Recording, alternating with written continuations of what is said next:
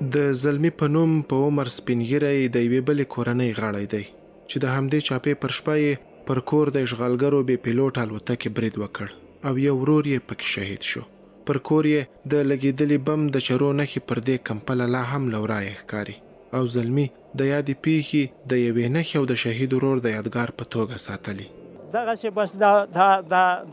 دوی دا ورونه او دا موږ دغه ځای کې ناست وو،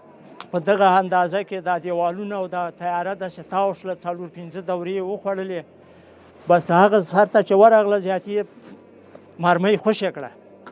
او بس دا راغې دلته ولګېده، دا دیوالونه او چت ور واخیسته او دلته بس دا کالي ټول بس زیاتې واروه او راواروه، بس البد شو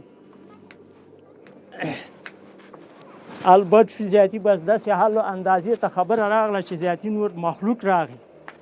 او داسې وګوره چې داسې بس دا ټولې دا مرمۍ تېنه داسې وتلي، دا سوریه کې داسې ټولې تېنه وتلي دي، دا سوریه کې داسې ګوره چې دا اوس ما پرچې بس د پرچو داغونه معلومېږي، داسې ټول د منځه ووتل. بس 15 تېنه ژوندي ووتل، دا یو شهید شو،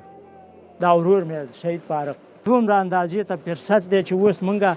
ډېره په خوشحالۍ فضا کې ګرځو